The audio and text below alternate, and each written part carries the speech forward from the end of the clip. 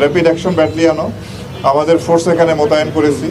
আমাদের inner perimeter, outer প্যারিমিটারে আমাদের force আছে এবং আমরা কয়েকটা সেক্টরে ভাগ করেছি। প্রত্যেকটা সেক্টরই আমাদের ফুট পেট্রোল, গাড়ির পেট্রোল এবং স্ট্রাইকিং রিজার্ভ থাকবে। এছাড়াও আমরা অত্র এলাকাটি ভালোভাবে সুইপিং করেছি। আমাদের bomb disposal team stand by থাকবে। এছাড়া পুরো এলাকাটা কি আমরা 64টি ক্যামেরার মাধ্যমে এটা আপনার সিসিটিভির আওতায় নিয়ে এসেছি।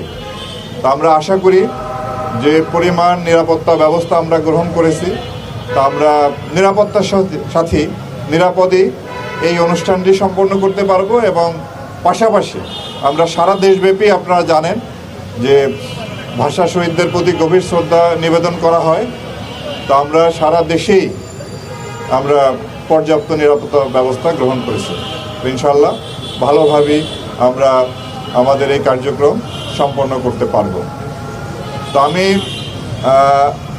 আপনাদেরকে এর আগেও যতবার আপনাদের সামনে মুখোমুখি হয়েছি গত 1.5 বছরে, যখন জুলাই আগস্টের পরে একটা ভঙ্গুর আইন শৃঙ্খলা পরিস্থিতি ছিল, তখন থেকেই কিন্তু আমরা আইন শৃঙ্খলা রক্ষাকারী বাহিনী আপনাদের মাধ্যমে দেশবাসীকে আশ্বস্ত করেছিলাম যে আমরা এই দেশের আইন শৃঙ্খলা পরিস্থিতি এটা নিয়ন্ত্রণে আনতে সক্ষম হব, ভালো করতে সক্ষম হব এবং একটি সুষ্ঠু নির্বাচন করার জন্য যেরকম পরিবেশ দরকার আমরা সেই রকম পরিবেশে নিয়ে আসতে সক্ষম হব। তো ইনশাআল্লাহ আমরা সবাই মিলে জাতিকে একটি সুষ্ঠু নির্বাচন উপহার দিতে সক্ষম হয়েছি এবং আমরা আশা করি আপনাদের মাধ্যমে দেশবাসীকে আশ্বস্ত করতে চাই ভবিষ্যতেও এই দেশের আইন শৃঙ্খলা পরিস্থিতি ক্রমান্বয়ে আরও ভালো হবে এবং আমরা অপরাধ নিয়ন্ত্রণে আনতে পারব।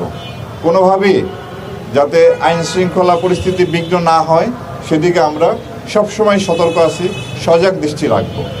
আমরা আপনাদের কাছে দৃঢ়ভাবে বলতে চাই যে দাবি আদায়ের নামে কিংবা আন্দোলনের নামে সাধারণ জনগণকে তাদের উপরে জুলুম করা বা তাদেরকে জিম্মি করে কোনো ধরনের কার্যক্রম আমরা হতে দেব না। আমরা চাই এদেশের মানুষ নির্বিঘ্নে চলাফেরা করবে, তাদের যে স্বাভাবিক জীবনযাপনের যে প্রক্রিয়া কার্যক্রম সেখানে যেন কোনো রকম বাধা না আসে সেজন্য আমরা সজাগ দৃষ্টি রাখব।